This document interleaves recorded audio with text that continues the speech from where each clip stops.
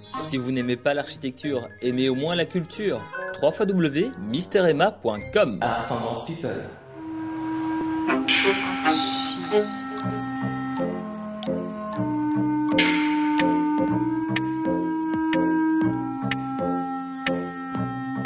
Bonjour et bienvenue dans Archi Urbain, l'émission qui vous parle d'architecture et d'urbanisme à Bruxelles. Je suis en compagnie de Alain Trélu. Bonjour Alain. Bonjour Misteremma. Tu n'es pas du tout architecte? Non. Tu n'es pas du tout urbaniste? Non. Mais que fais-tu là alors? Eh bien, je suis passionné par l'architecture, par les architectes, par les grands bâtisseurs. Oui. Et je suis arrivé à Bruxelles il y a 8 ans. Oui. Tu es français? De Paris, non de Paris, breton d'abord, Paris ensuite. D'accord. Et j'ai eu le coup de cœur pour Bruxelles, pour ce patrimoine architectural très éclectique, très varié, auquel on ne s'attend pas quand on vient de Paris, où tout est très haussmannien, bien sûr. Et alors là, moi, ça m'a beaucoup amusé.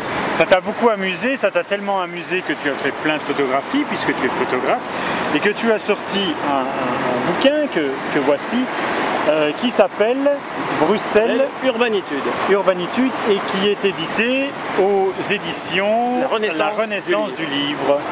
Voilà, alors effectivement, qu'est-ce qui t'intéresse dans Bruxelles?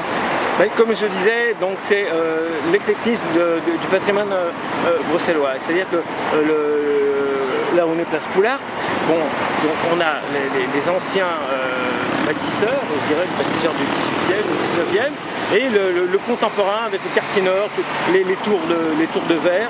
Donc l'ancien côtoie le nouveau dans la même rue. Donc ça c'est passionnant, j'adore ce qu'a fait Horta et tous les élèves d'Horta, évidemment, l'art nouveau, et ce qu'on ne trouve pas partout, surtout à Paris. Alors si effectivement tu dis nous sommes place Poulart, donc si on se retourne, nous allons voir le beau palais de justice, oui, qui a toujours ses échafaudages et qui les aura encore pour jusqu'à notre pension, je pense. C'est quoi? C'est principalement ça. Moi, ce que je trouve dans ta photographie, c'est que tu travailles très très fort la lumière en fait.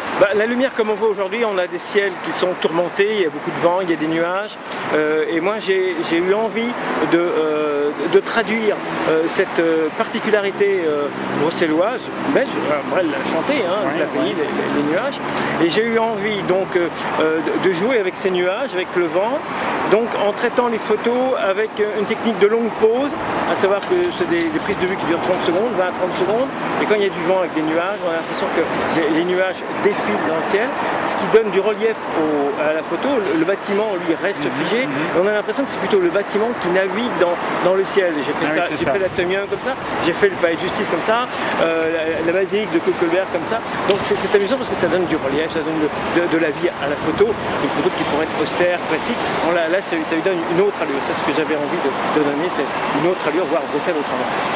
Alors tu viens de parler de l'atomium, est-ce que toute cette architecture des années 60, parce que bon, l'atomium ça vient de l'Expo 58, est-ce que toute cette architecture des années 60 t'intéresse et se retrouve dans ton livre?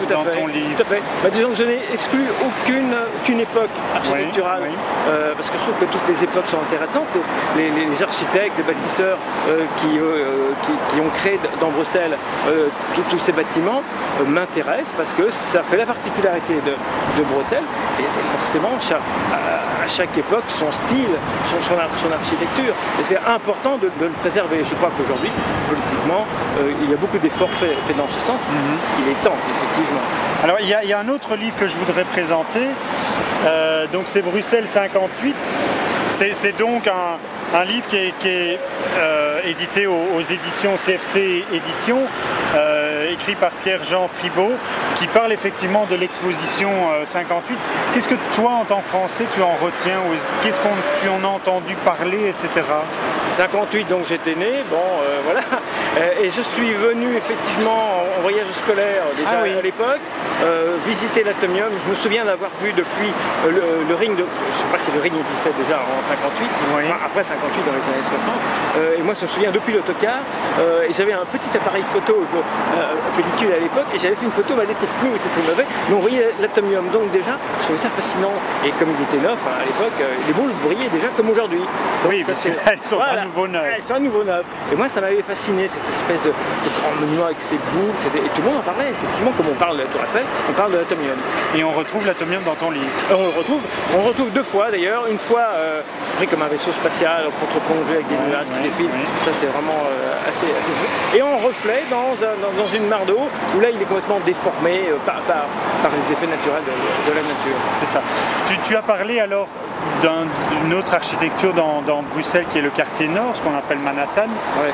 Bon, ça ne ressemble pas vraiment au Manhattan de New York, mais c'est notre petit Manhattan, effectivement. Qu'est-ce qui t'intéresse dans cette architecture de building, de tours?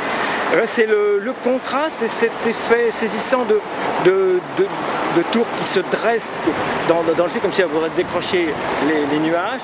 Donc c'est l'aspect, alors je dirais rectiligne, esthétique, qui m'interpelle. Mais c'est assez récent, parce qu'avant j'habitais Paris, la Défense, ça moche, évidemment.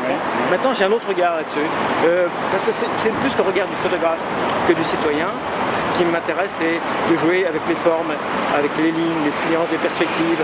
Et là, ça m'a eu les reflets aussi dans les vitres. Bien évidemment, tu parlais du reflet de l'atomium dans une flaque d'eau. Ici, tu parlais également de longues prises pour voir les nuages défiler. Je suppose que dans ces murs de verre, les photographies doivent effectivement... Enfin, les nuages, ces reflets, etc. doivent t'inspirer pour tes photographies. Voilà, oui, les reflets de bâtiments les uns dans les autres. Il y a même des moments où on a des reflets de bâtiments anciens dans des bâtiments modernes. Ça, c'est très intéressant. J'en ai fait un peu par Schumann aussi, parce que la communauté européenne, il y a beaucoup de bâtiments intéressants à ce niveau-là. Et Bruxelles est intéressant à ce niveau-là parce que on a, comme je disais, l'ancien côtoie l'hyper contemporain. Oui. Donc le mariage des deux, l'association des deux, fait qu'on a des compositions photographiques très intéressantes. Et ça, c'est ce que je me suis attaché à aller chercher. Et il y en a qui me sont arrivées toutes seules.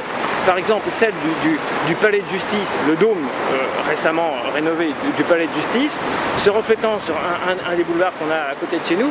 Et je l'ai vu par hasard. Et bon, heureusement, j'étais équipé, je l'ai photographié. Et ça rend quelque chose d'assez intéressant. Donc on a un bâtiment Poulart et on a qui se reflète dans un mur de verre d'un bâtiment moderne. Ça, c'est amusant, tu parles de détails comme celui-là, comme le dôme, etc., qui restent des grands détails. Dans tes photographies, je n'ai pas retrouvé des photographies vraiment de petits détails de bâtiments, une porte, une clinche, etc. Est-ce que ça, c'est quelque chose aussi qui pourrait t'intéresser ou tu préfères les grands ensembles? Disons que ça m'intéresse à titre personnel, par curiosité, mais ça ne m'intéresse pas en tant que photographe, parce que d'abord, il y en a qui le font très bien, qui l'ont fait avant moi très bien, donc ça ne sert à rien d'aller sur des terrains qui sont déjà très bien explorés par d'autres. Donc moi, je me suis plutôt focalisé sur les grands bâtiments, jouer les espaces aussi, le paysage urbain, c'est pas seulement les portes, les clanches, les soupiraux comme d'autres qui font très bien. Moi j'ai voulu donner une dimension de cette capitale européenne qui a des bâtiments emblématiques et j'ai voulu leur donner une vie différente et donc c'est, comme je dis, c'est Bruxelles notamment dans les grandes largeurs. Alors tu disais effectivement qu'il y en avait d'autres qui faisaient très bien les exemples. Il y a un livre qui est paru toujours chez CFC Éditions qui s'appelle Les soupiraux de Bruxelles.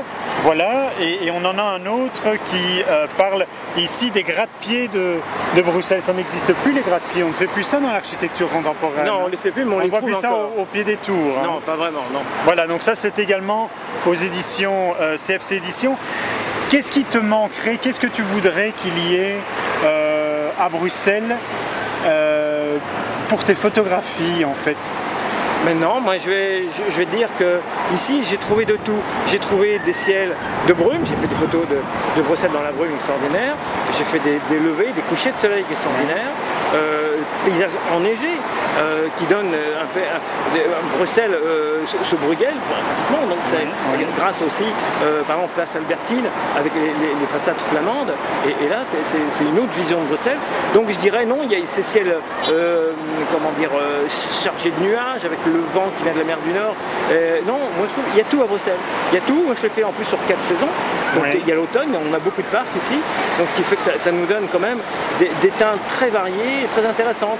Non, moi, il manque rien. Moi, je suis ravi. Bruxelles est très bien. Oui, très belle. Bruxelles est très bien. Alors, celui qui voudrait prendre Bruxelles en photographie, qu'est-ce que tu lui donnerais comme conseil? D'abord, il faut faire Bruxelles à pied, comme moi je l'ai fait. Moi, quand je suis arrivé à Bruxelles, j'ai découvert la ville à pied, comme un touriste, hein, Ouais, exactement. ouais, Et en plus, moi, j'avais mon appareil photo. Donc, il faut le faire à pied. Et alors, il ne faut pas hésiter à aller dans des endroits qui sont... évitons les cartes postales. Bon, on peut faire la Grand Place, on peut faire l'Atomium, on peut faire les Sablons, on peut faire un tas d'endroits réputés de Bruxelles, mais il y a beaucoup de petites impasses, de petites ruelles, si on va du côté de Dansart, quartier Sainte-Catherine, etc. Il y a des choses très intéressantes à voir. Il y a les parcs, évidemment, et puis après, il faut prendre le temps. Il faut prendre le temps, mais ça, je crois que le vrai amateur de photos sait qu'il faut prendre le temps, et il ne faut pas remettre au lendemain, quand vous avez une météo, comme aujourd'hui, c'est vraiment des ciels extraordinaires, je dirais dantesque presque, il faut le faire, il ne faut pas dire je reviendrai demain, jamais. Ça, en photographie, il faut toujours le faire. Quand vous sentez que le moment est bon, ça, il faut le faire. Il faut y aller.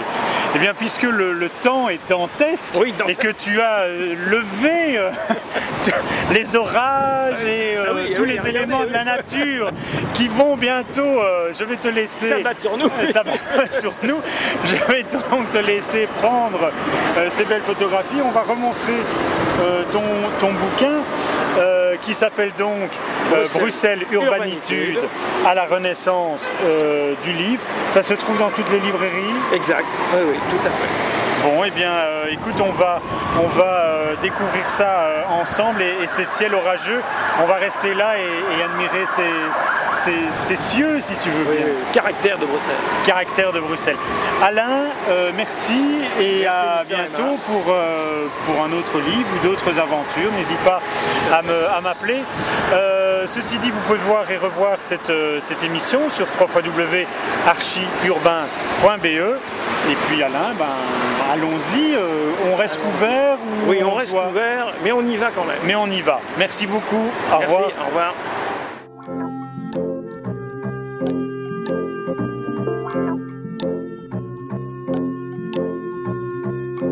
Si vous n'aimez pas l'architecture, aimez au moins la culture.